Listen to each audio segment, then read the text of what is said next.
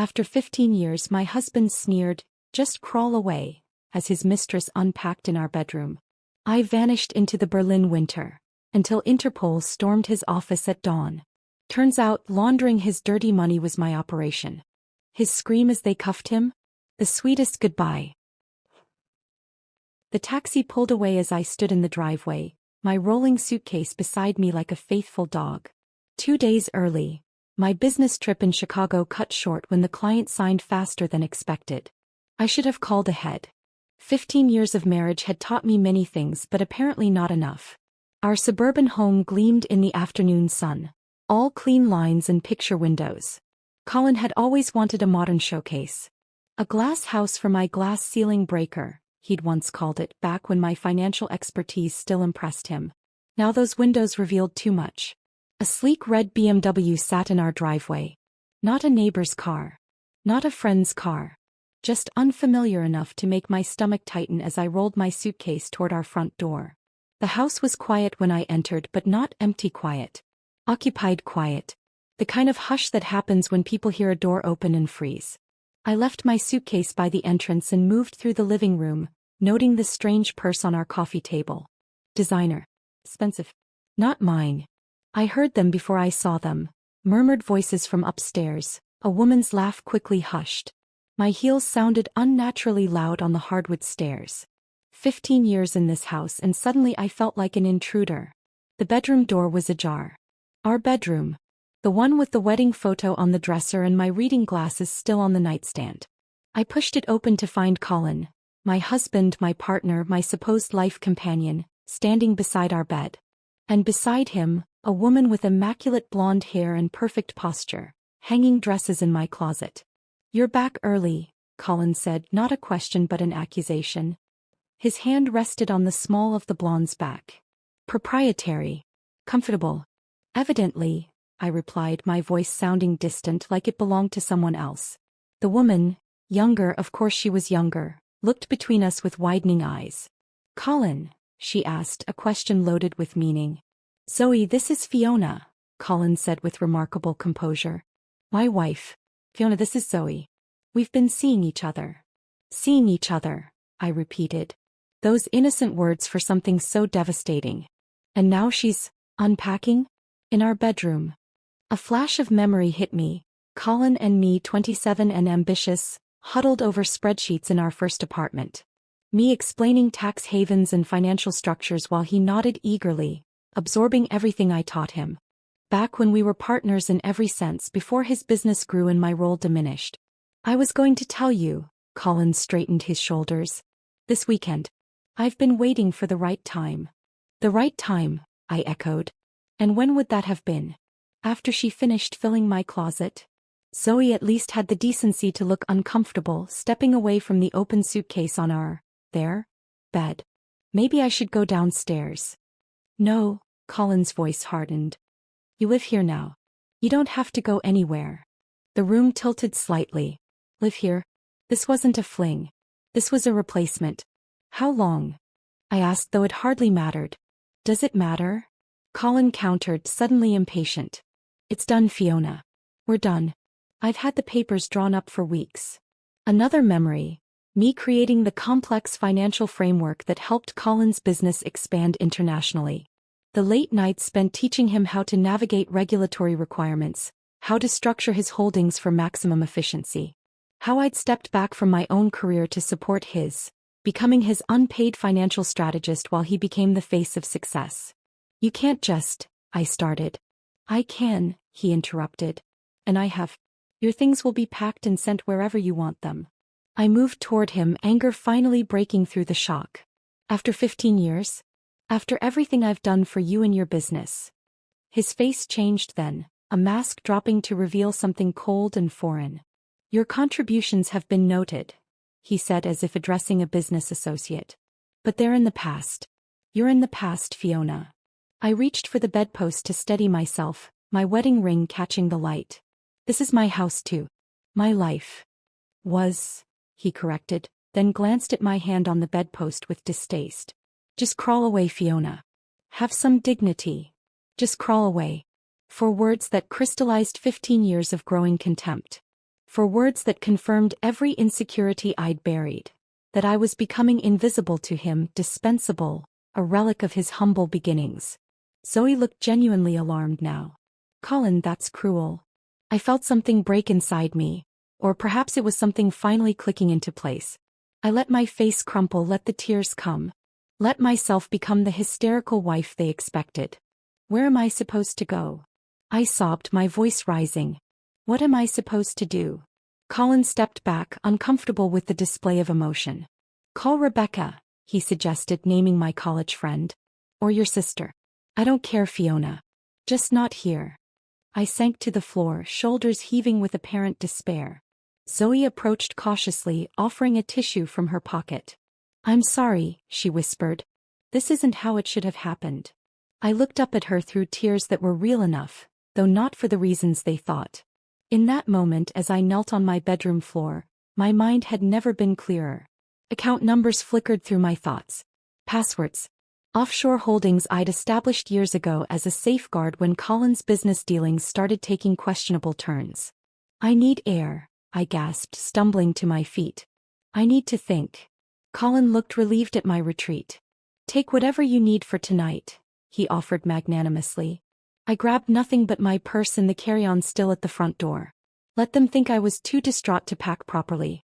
Let them think I was falling apart. 3 hours later, I was on a flight to Berlin, my apparent breakdown providing the perfect cover for what looked like an impulsive escape. But there was nothing impulsive about it. The tickets had been purchased months ago. When I first noticed the lipstick that wasn't mine, the late nights Colin no longer bothered to explain. As the plane took off, I gazed out at the darkening American skyline. In my purse were 3 passports under different names, access codes to accounts Colin knew nothing about, and the beginning framework of what would become his undoing. Berlin in winter would be cold, but not as cold as the calculation forming in my heart. The glass house had shattered. But I would not be the one left bleeding among the ruins. Berlin greeted me with a bite of winter wind that stung my face as I exited Tegel Airport. Snow dusted the ground, nothing like the manicured neighborhoods I'd left behind. Perfect. I needed different. I needed anonymous. The taxi driver didn't attempt conversation as we drove through streets adorned with Christmas lights that seemed to mock the holiday spirit I couldn't feel. My temporary apartment waited in Prenzlauer Berg. A modest one-bedroom in a pre-war building with no doorman to remember faces and no connection to the life I'd just fled. Frau Weber. The landlady asked when I arrived, using the name on my second passport. I nodded, accepting the keys with gloved hands. Mrs. Weber. Widow, freelance consultant, unremarkable in every way. A forgettable tenant who paid 3 months in advance. The apartment was Spartan but clean. Wooden floors that creaked, radiators that clanked, and windows that looked out onto a courtyard where emptiness matched my hollow chest. I unpacked my meager belongings. 1 suitcase of carefully selected items that wouldn't stand out. Designer labels left behind, wedding ring tucked into a hidden compartment in my wallet. That first night I sat on the floor with my laptop, the only furniture a mattress on the bedroom floor. The heating struggled against Berlin's chill as I typed in the first of many passwords. 5 years ago, when Colin's business partners started showing up in luxury cars with questionable backgrounds, I'd created my insurance policy. 3 offshore accounts in places that valued discretion, each established using shell companies that even Colin, with all his financial connections, couldn't trace back to me. The screen confirmed what I already knew. $1.3 million safely divided among the accounts. Not enough to live luxuriously forever, but enough to finance what came next. I allowed myself one moment of bitter satisfaction. Colin always joked that I was too cautious with money, too insistent on contingency plans. He'd never realized that my caution was watching him, measuring the moral shortcuts he began taking as success changed him. Morning brought a different Berlin. Crisp, efficient, anonymous. I purchased an old but serviceable desk, a chair and a second-hand filing cabinet. The beginnings of my war room. By afternoon I had 3 prepaid phones and a new laptop that had never connected to any network associated with my real identity. The second day I began my transformation. A neighborhood salon replaced my highlighted chestnut hair with a nondescript dark brown, cut shorter than I'd worn it in years. Comfortable, practical clothing replaced the curated wardrobe of Fiona Anderson, corporate wife. I practiced slouching slightly, walking with less precision, speaking with a slight Midwestern accent instead of my natural East Coast cadence. By the end of the first week, I'd established a routine designed to build a forgettable presence. Morning coffee at the same cafe, afternoon walks through Mauer Park regardless of weather, grocery shopping at the corner market where I exchanged pleasant but minimal conversation with the cashier. Behind my apartment door, however, I was anything but routine. I worked methodically through digital archives I'd quietly maintained during my years as Colin's unofficial CFO. Financial statements, banking transfers, client lists. I'd been thorough in my documentation, never fully trusting the increasingly secretive way Colin operated his business. What emerged was worse than I'd suspected. The framework I'd created for legitimate international transactions had been twisted into an elaborate money laundering operation. Clean money in, dirty money out, all flowing through a maze of accounts and holdings I'd unknowingly helped establish. My financial expertise had become the foundation for crimes I never intended to facilitate. A knock at my door interrupted my third night of documentation. I froze, heart racing, wondering if Colin had somehow tracked me down. When I peered through the peephole, I found only an elderly woman holding a covered dish. "I am Ruth," she announced when I cautiously opened the door. "Apartment 4B. You are new and it is cold." She thrust the dish forward. "Goulash. Hungarian style." Something about her direct gaze, assessing but not intrusive, made me invite her in despite my better judgment. Ruth moved with the careful precision of someone who'd known physical pain, settling at my sparse kitchen table without comment on the minimalist surroundings. "You are running," she stated, not a question. When I didn't answer, she nodded. "I know this look. I had it once." "I'm not running," I said carefully. "I'm regrouping." Ruth's laugh was dry but not unkind. "Better word, yes. I regrouped in 1978. Left everything in Budapest. Husband, family, history." She tapped gnarled fingers against the table. "Sometimes leaving is the only strength we have." Over the following weeks, Ruth became my unexpected anchor. She asked no personal questions but offered practical advice about surviving Berlin winters and navigating German bureaucracy. More importantly, she provided something I hadn't anticipated needing: human connection untainted by my past. "Your eyes look better today," she observed one evening over shared tea. "Less haunted." "I'm making progress," I admitted. "On what, I don't ask," Ruth replied with a knowing smile. "But whatever battle you fight, remember to breathe sometimes." By month 2, I had compiled enough evidence to bury Colin 10 times over. Tax evasion, money laundering, fraudulent reporting, all documented, organized, and annotated with dates and supporting evidence. What I lacked was a way to deliver this information without implicating myself. The solution came through careful research. Hugo Brenner, Interpol Financial Crimes Division, specialized in corporate corruption cases. His record showed a meticulous approach and a history of offering immunity to informants who provided substantial evidence. My first contact was carefully crafted, an encrypted email through channels that couldn't be easily traced, offering a sample of evidence without revealing my identity. Just enough to pique interest without showing my full hand. His response came 3 days later. "Your information has merit. More is needed." "Who are you?" I didn't answer the question. Instead, I sent another packet of information slightly more revealing than the first. A dance began, each exchange revealing slightly more, building credibility while maintaining distance. From my window, I watched Berlin's winter deepen, snow collecting on the courtyard. Like that snow, my evidence was accumulating, layering into something substantial enough to bury the man who told me to crawl away. I was no longer crawling. I was calculating. And spring would eventually come, thawing everything except my resolve.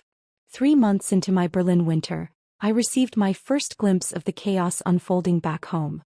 Ruth's grandniece worked for an international news aggregator and had mentioned unusual activity surrounding Anderson Financial Strategies, Colin's company. I found the coverage easily enough. Stock fluctuations, whispered concerns from investors, and a noticeable absence of the company's charismatic founder at key industry events. "Family emergency," the company spokesperson had stated. The irony wasn't lost on me. My most careful hack, accessing Colin's private email through a backdoor I'd created years ago in case of emergencies, revealed the true picture. Frantic messages to our shared accountant. Urgent meetings with the banking team. Document requests for files I'd maintained. Colin was scrambling, and the tidy financial structures I'd built were beginning to crumble without my maintenance. "Where is she?" he'd written to his private investigator. "She can't have just vanished. She has no money of her own." That particular misconception brought my first genuine smile in months. Colin had always controlled our joint finances, doling out allowances to me despite my financial expertise. He'd never bothered to verify that I hadn't established resources of my own. An oversight that would prove fatal to his operation. A different email thread caught my attention. Messages between Colin and Zoe, their romantic facade showing strain. "You said she was unstable," Zoe had written. "But everyone I talk to describes her as brilliant and level-headed. What really happened, Colin?" His replies grew increasingly defensive, vague explanations about my emotional issues and inability to handle pressure. Classic gaslighting from a man who excelled at rewriting history. More revealing was a message Zoe hadn't responded to. "Just let it go. We have more important things to worry about right now." Those more important things became clear when I intercepted communications with Colin's offshore banking contacts. Large sums were being moved hastily, account structures reorganized. He was attempting to shore up the financial frameworks I'd established. Frameworks now deliberately failing at precisely timed intervals thanks to my careful interventions. It was time for the next phase. Hugo Brenner had been receiving my evidence in measured doses, enough to build interest without revealing my identity. Now I sent him something more substantial. Documentation of Colin's largest money laundering operation, complete with transaction histories showing the movement of nearly $30 million through shell companies in 3 countries. The timing was deliberate, exactly when Colin was attempting to move those assets to safer havens. Brenner's team would now be watching those transactions in real time, a financial trap Colin wouldn't see until it was too late. My encrypted communication pinged with Brenner's response faster than expected. "We need to talk directly. This level of detail suggests insider knowledge." "Who are you?" I hesitated. Direct contact wasn't in my original plan, but the investigation needed momentum. I agreed to a secure video call the following day, my face obscured, voice disguised. "Your information has proven remarkably accurate," Brenner began once connections were established. His German accent was mild, his expression professionally neutral. "But I'm concerned about your sources. This isn't publicly available data." "I was close to the operation," I admitted carefully. "How close?" His eyes narrowed. "Close enough to face charges yourself?" The question hung between us, the risk I'd been calculating since the beginning. "I designed the financial structures," I said finally. "They were created for legitimate international business. I didn't know they were being used for money laundering." "And yet you have documentation suggesting otherwise." His tone remained neutral, but the implication was clear. "Insurance," I countered. "I documented irregularities when I noticed them. I wasn't part of the criminal activity." Brenner's silence spoke volumes. We both knew that line between knowledge and participation could be razor-thin in financial crimes cases. "There's something else you should know," I added. "Colin Anderson has reported his wife as mentally unstable to authorities. He's creating a narrative to discredit any testimony she might offer." "His wife." Brenner's expression shifted slightly. "The missing CFO who designed these systems. That would be you." I didn't confirm or deny, but my silence was answer enough. "Complicated," he said after a moment. "If you're both designer of these systems and potential whistleblower, your legal position is precarious." "I'm aware," I replied. "We would need proof of your unwitting involvement. Otherwise, immunity would be difficult to secure." The conversation shifted to specifics. What evidence would establish my ignorance of the criminal enterprise? What documentation could prove Colin had kept me in the dark about how he was using the financial frameworks I'd built? After the call ended, I sat in my apartment watching Berlin's winter rain against the windows. The stakes had escalated. Brenner hadn't said it directly, but the message was clear. I needed to prove my innocence or risk going down with Colin. That evening, Ruth found me still at my window, untouched tea growing cold beside me. "Bad news," she asked, settling her arthritis-curved frame into the chair opposite mine. Complicated news, I corrected. She nodded knowingly. The past never stays buried neatly. It sends up shoots when we least expect. I might have to go back, I admitted. To face it. When I nodded, she reached across the table to pat my hand. Then you will go back stronger. Berlin has hardened you. I see it in your eyes. She wasn't wrong. The desperate woman who had fled America in apparent emotional collapse no longer existed. In her place was someone colder, more calculated, someone willing to risk everything for justice. That night, I accessed Colin's private server one final time, looking for the evidence I needed to prove my unwitting participation. What I found instead was a police report, Colin formally declaring me emotionally disturbed, potentially suicidal, certainly unstable. He'd provided evidence in the form of edited emails and testimonials from conveniently loyal employees. The narrative was clear. Should I return with accusations, I would face not just legal scrutiny but psychiatric evaluation. Colin was systematically destroying my credibility while scrambling to save his crumbling empire. I laughed. A sound so unexpected in my silent apartment that it startled even me. Colin still thought he was dealing with the woman he'd dismissed. He had no idea who was really coming for him. The next morning I sent Brenner what he needed. Proof in the form of deliberately misleading communications from Colin, timestamps showing when information had been withheld, documentation of how I'd been systematically excluded from key aspects of the business while maintaining the legitimate portions. My final message was simple. I'm ready to testify in person. When do we move? Brenner's response came within hours. We move when the evidence is complete. Stay in position. I understood the subtext. Interpol was building a case methodically, not rushing to action based solely on my information. They needed corroborating evidence, independent verification that would stand up in court. It was frustrating but strategically sound. Meanwhile, Colin's world was imploding faster than even I had anticipated. Through my monitoring of financial news and business channels, I watched Anderson Financial Strategies' stock drop 15% in 3 days. Financial reporters who once praised Colin's innovative approaches now questioned the company's unusual transaction patterns and concerning lack of transparency. A former colleague still loyal to me sent an encrypted message. Office is chaos. Colin fired 3 people yesterday for disloyalty. Board meeting called for emergency session. What's happening? I didn't respond, but satisfaction warmed me against Berlin's lingering winter chill. The carefully calibrated leaks I'd arranged were working. Not just my direct communications with Interpol, but anonymous tips to financial journalists, strategic information shared with industry watchdogs.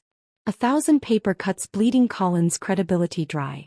My hotel room table was covered with printouts, Colin's increasingly desperate emails to business partners, transcripts of phone calls with banking officials, screenshots of account transfers growing more erratic. He was moving money through the system like a man playing financial Jenga, pulling supports from one area to shore up another, the entire structure growing more unstable with each move. Where is she? He demanded in one recorded call with his private investigator. 6 months and nothing? She couldn't have just disappeared. She has no resources, no connections abroad. Find her. His certainty of my helplessness was almost amusing. Colin had always seen me as an accessory to his success, valuable for my skills but ultimately dependent on him. He couldn't conceive that I'd been quietly building resources, cultivating my own connections, preparing for a day I hoped would never come. Most revealing were his communications with investors. Colin projected confidence, dismissing concerns with practiced ease, promising that the temporary irregularities would resolve soon. But privately he was liquidating personal assets.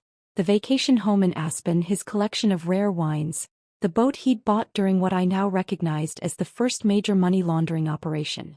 From my Berlin vantage point, I watched Colin's careful facade cracking along predictable stress lines.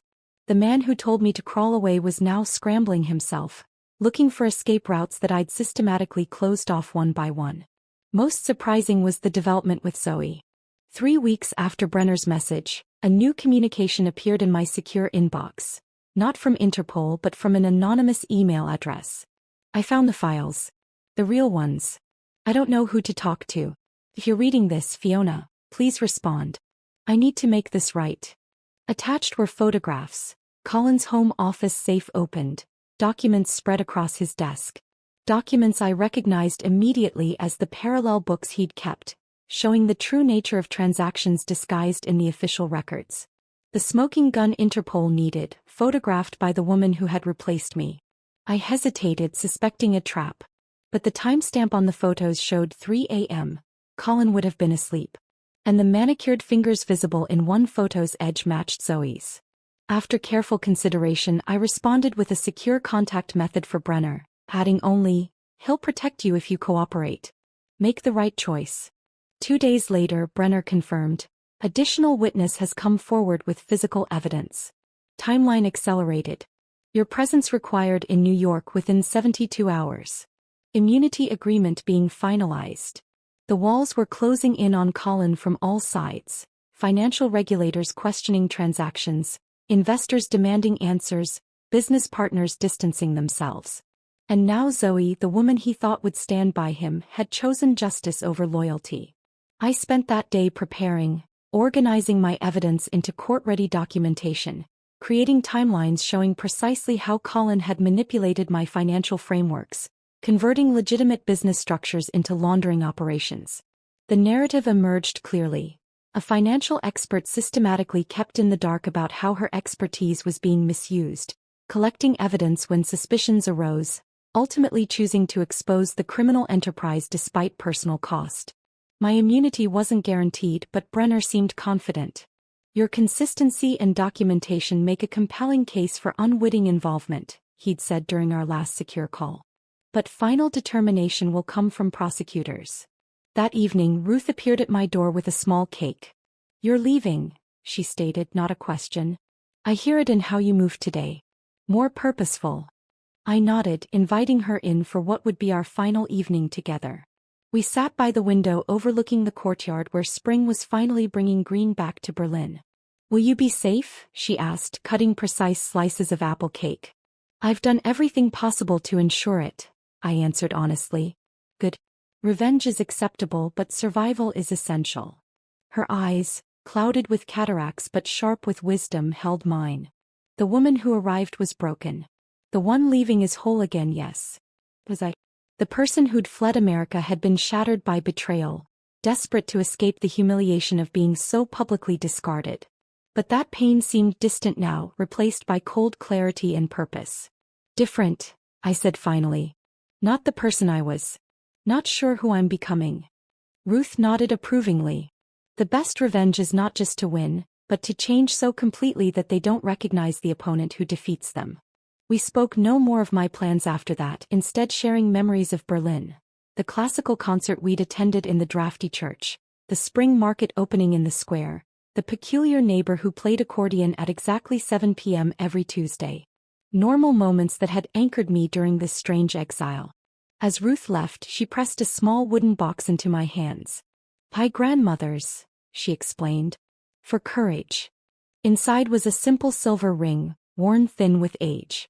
I slipped it onto my right hand, a talisman of a different sort of strength than I'd been cultivating. That night, I stood at my window for hours, watching Berlin's lights against the darkness. Tomorrow I would board a plane back to America, back to face the man who thought he'd broken me. Back to witness the collapse of everything he'd built. Much of it on foundations I'd created, all of it now crumbling under the weight of his own arrogance. I felt no triumph, no vindictive joy at what was coming. Only a steady resolve, as cold and clear as Berlin's winter had been. Colin had told me to crawl away. Instead, I'd learned to stand differently, harder, stronger, more calculated. Tomorrow he would learn the price of underestimation. The New York that greeted me bore no resemblance to the Berlin I'd left behind. Spring had arrived here too, but instead of the tentative greenery of German parks, Manhattan assaulted me with noise, movement, and a relentless energy I'd almost forgotten. I arrived under a different name with identification arranged by Brenner's team. The woman who checked into the nondescript hotel in Midtown bore no resemblance to Fiona Anderson, corporate wife. My hair now short and dark, my posture deliberately different, my clothing unremarkable. "We move tomorrow," Brenner informed me during our brief meeting in a secure room at the federal building. His actual presence was more imposing than our video calls had suggested. Tall, precise in movement, with eyes that assessed everything and revealed nothing. The operation is coordinated across 3 locations simultaneously. His office, the company's data center, and your former home. And my role? I asked.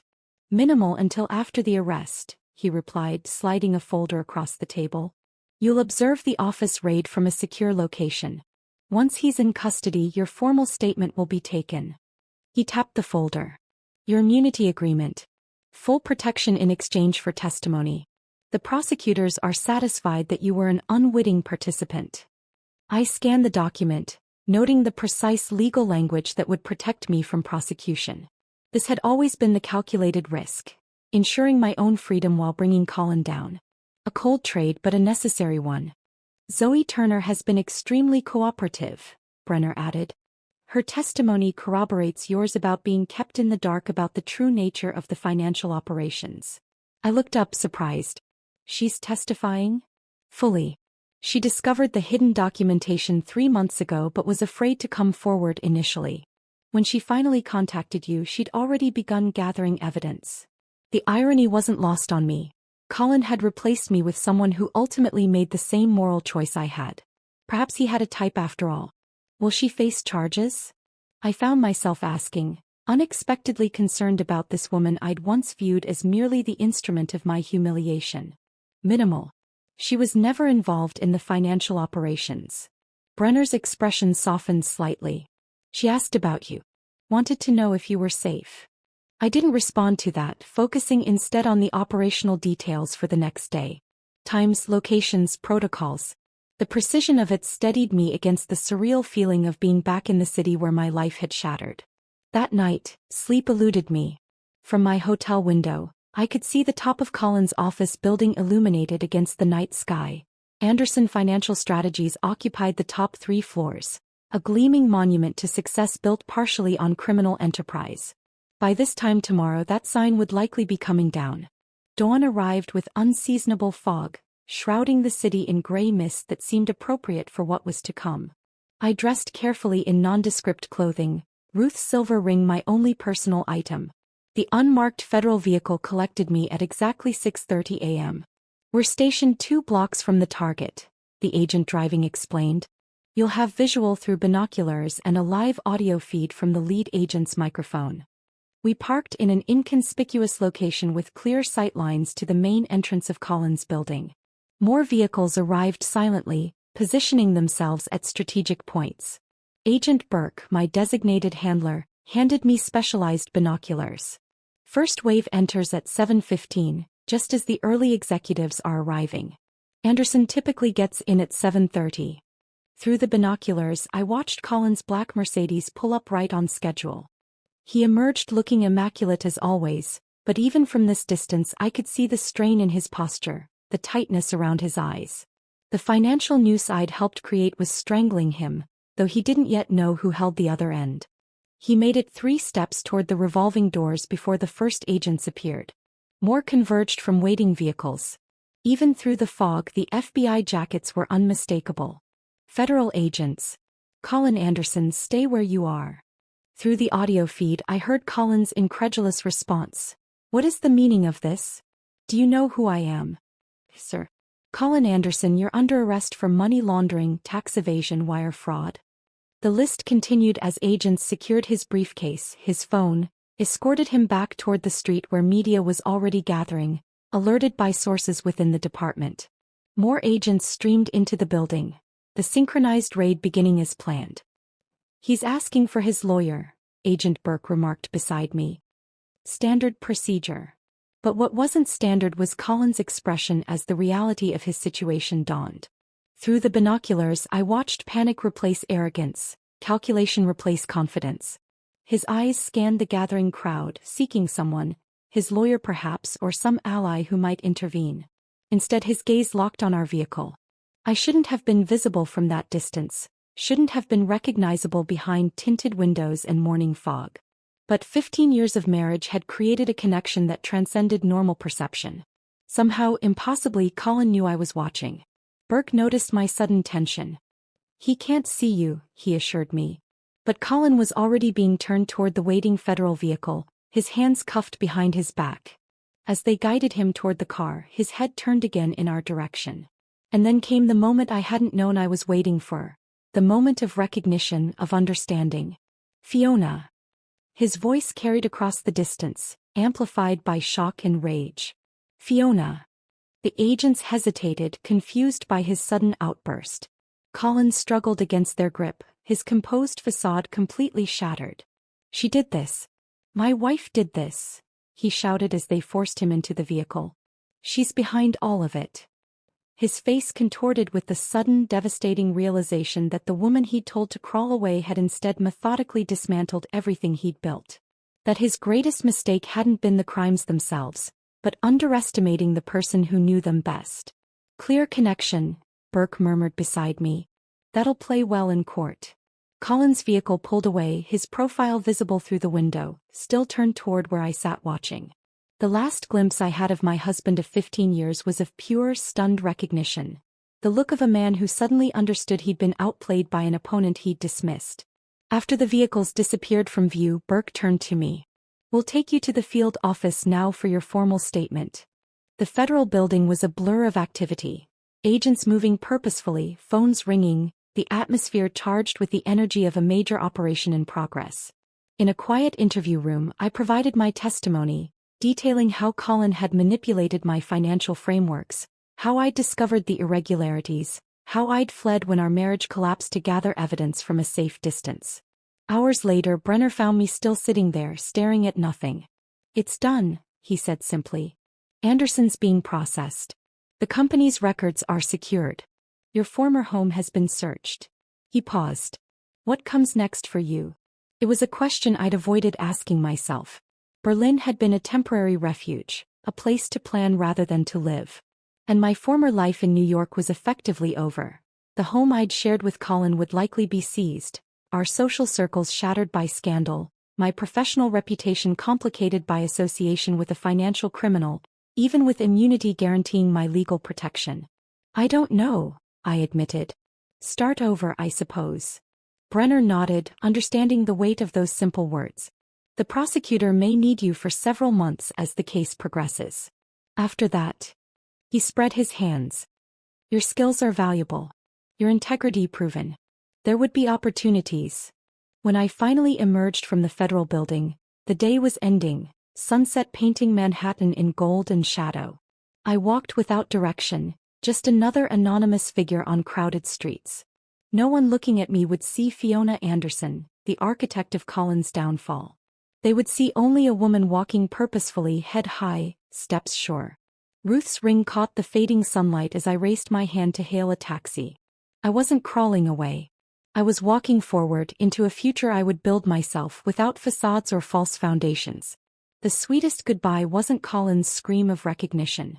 It was my silent farewell to the woman I'd been, complicit through ignorance, valuable only for my usefulness, defined by my relationship to him. That woman was gone. Who I would become remained to be seen. But for the first time in 15 years, the blueprint was entirely my own.